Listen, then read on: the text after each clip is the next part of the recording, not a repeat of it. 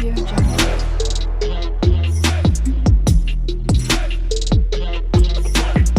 Audio Jungle.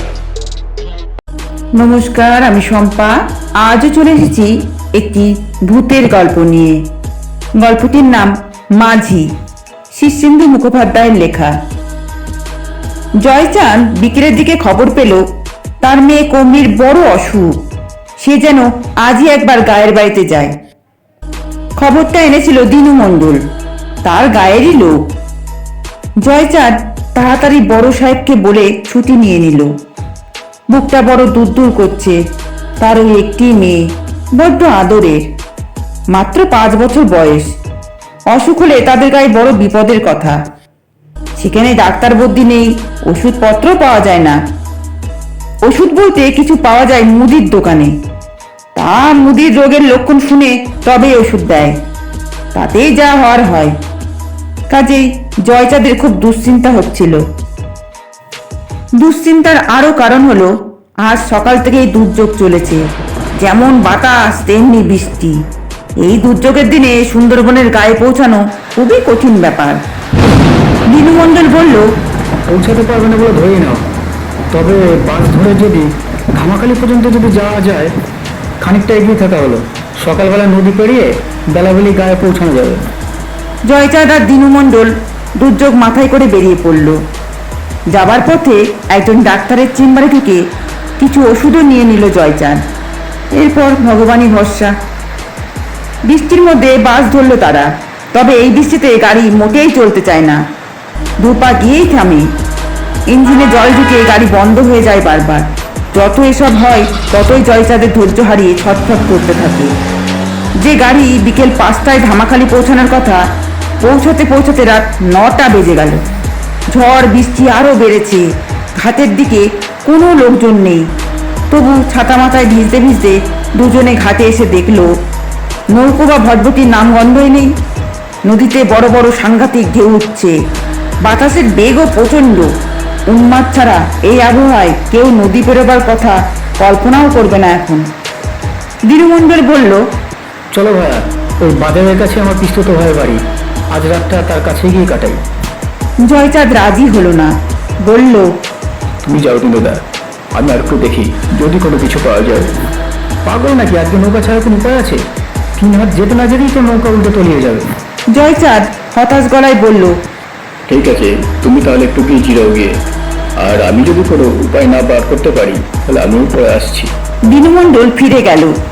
Jaichand দাঁড়িয়ে রইল ঘাটে। ছাতা হাওয়ায় উল্টে গেছে অনেকক্ষণ। ঘাটে কোনো মাথা গোজবার জায়গাও তেমন নেই।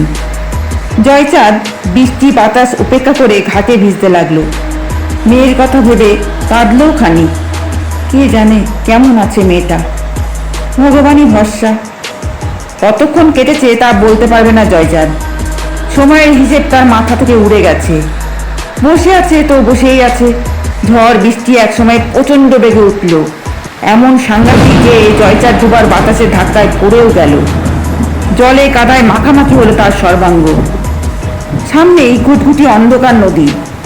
নদীতে শুধু 5-7 হাত উঁচু বড় বড় ঢেউ উঠছে।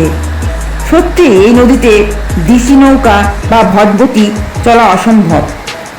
জয়চাঁদ তবুও যে বসে আছে তার কারণ এই নদীর ওপাশে পৌঁছাতে পারলে আর 5-7 মাইল দূরেই গা। এখান থেকে সে যেন গায়ের গন্ধ পাচ্ছে, মেয়েকে অনুভব করতে পারছে। গভীরভাবে ভাবতে ভাবতে হঠাৎ একটু চমকে উঠলেন জয়চাঁদ। ভুল দেখল নাকি? অন্ধকারে নদীর সাদাতে বুকে ঢেউয়ের মাথায় একটি ডিঙি নৌকা নেচে উঠল না? চোখ রগড়ে জয়চাঁদ ভালো করে চেয়ে দেখল। দুটো ঢেউ তীরে আছড়ে পড়ার পরই এবার সে সত্যিই দেখল একটা ঢেউয়ের মাথায় ছোট্ট একটা ডিঙি নৌকা ভেসে উঠে আবার তলিয়ে গেল। এই দুর্যোগে কেউ ডিঙি বাইছে এটা অসম্ভব। তবে এমনও হতে পারে ডিঙিটা কোনো ঘাটে বাঁধা ছিল, ঝড়ে দড়ি ছিঁড়ে বেওয়ারিশ হয়ে ভেসে বেড়াচ্ছে। হঠাৎ জয়চাঁদের মাথায় একটা পাগলামি এলো। সে এক সময় ভালোই নৌকা বাইতো।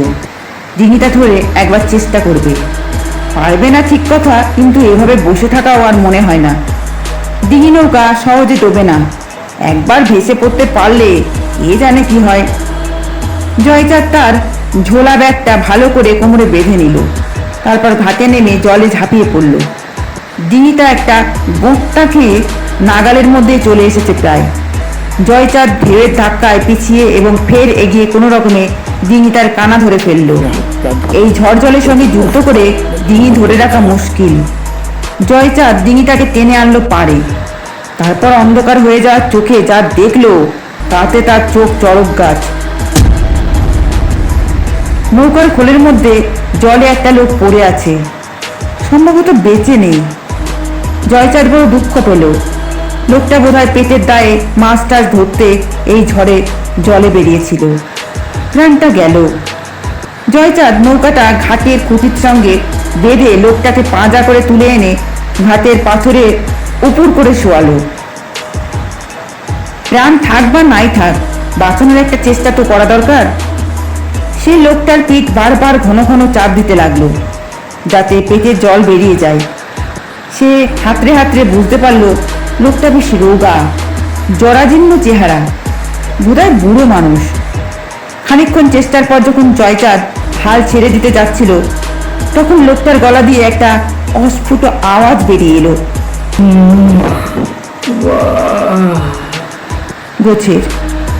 জয়চাঁদ দ্বিগুণ উৎসাহের সঙ্গে লোকটাকে কিছুক্ষণ দলাই মলাই করলো। প্রায় আধ ঘন্টা পর লোকটার চেতনা ফিরে এলো যেন। লোকটি বলল, কে বটে তুমি? আমাকে চিনবেন না, আমি গান ফেরবার জন্য পাড়ে বসেছিলাম, হঠাৎ আপনার ডিঙিটা চোখে পড়লো। লোকটা উঠে বসলো। ঝড়ের বেগটা একটু কমেছে, বৃষ্টির তোড়টাও যেন আগের মতো নয়। লোকটা কোমর থেকে গামছা খুলে চোখ চেপে কিছুক্ষণ বসে বলল, বড্ড পাড়া গেল আজ, প্রাণে যে বেঁচে আছি এটাই বড় কথা। তো তুমি যাবে কোথায়? জয়চাঁদ হতাশ গলায় বলল, যাবো কেওটা গায়ে। ওপার থেকে 5-7 মাইল পথ। মেয়েটার বড্ড অসুখ, খবর পেয়ে যাচ্ছিলাম, তার হয়ে উঠলো না মনে হয়। লোকটা বলল, তা কেমন অসুখ? পেট বমি হয়েছে শুনেছি, কলেরা হয়েছে কিনা কে জানে, বুঝতে পারছি না। গিয়ে মেয়েটাকে জ্যান্ত দেখতে পাবো কিনা জানি না। লোকটা বলল, মেয়েকে বড্ড ভালোবাসো না? তা বাসি, বড্ডই বাসি। মেয়েটা বড্ডই বাবা বাবা করে। লোকটা হঠাৎ উঠে দাঁড়িয়ে পড়ল, বলল, চলো তাহলে। জয়চাঁদ অবাক হয়ে বলল, কোথায়? তোমাকে পৌঁছে দিই। চেপেছেন নাকি?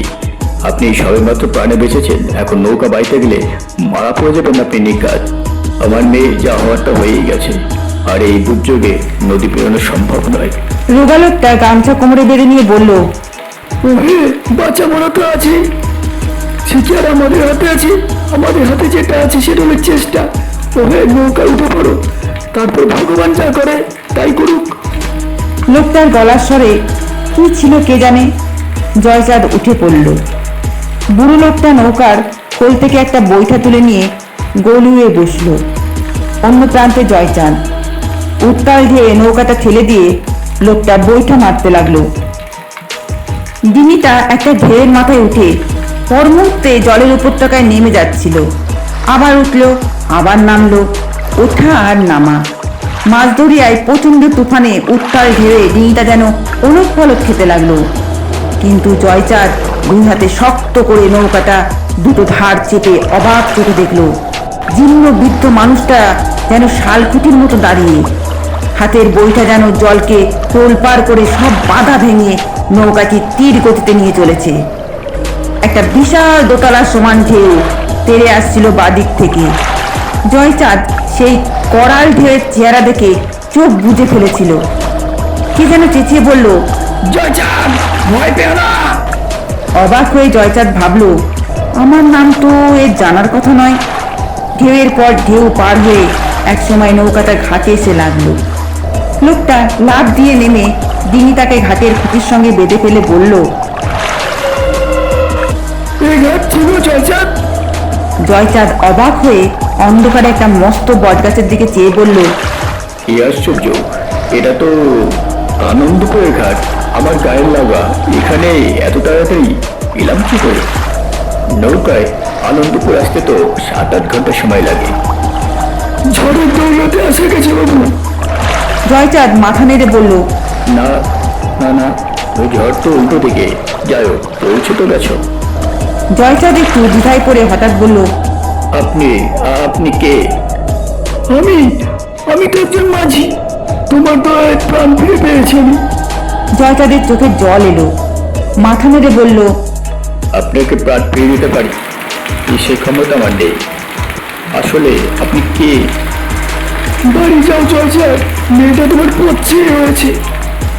জয়চাঁদ চোখে জল মুছে পা ছুঁয়ে প্রণাম করতে যেতেই লোকটার পা সরিয়ে নিয়ে বলল, করো কি জয়চাঁদ, করো কি? তুমি বাড়ি ফিরে যাও, বাড়ি গিয়ে মেয়েটার কাছে যাও। সে ভালো আছে, অসুখটা সেরে গেছে।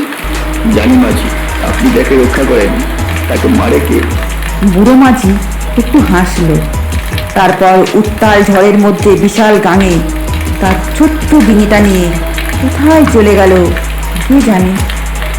নমস্কার। গল্প পাঠে যদি কোনো ভুল ত্রুটি হয়ে থাকে ক্ষমা করবেন, আর ভালো লাগলে লাইক কমেন্ট শেয়ার অবশ্যই করবেন। আর নতুন নতুন গল্প পেতে আপনারা আমাদের চ্যানেলটিকে সাবস্ক্রাইব করবেন, এমনকি ওই বেল আইকনটাকে প্রেস করবেন, যাতে যখনই আমরা যেটা পোস্ট করব সঙ্গে সঙ্গে আপনাদের মোবাইলের স্ক্রিনে চলে আসবে নোটিফিকেশন হিসাবে। তা রাখছি, আপনারা সবাই ভালো থাকুন, সুস্থ থাকুন, শুভরাত্রি।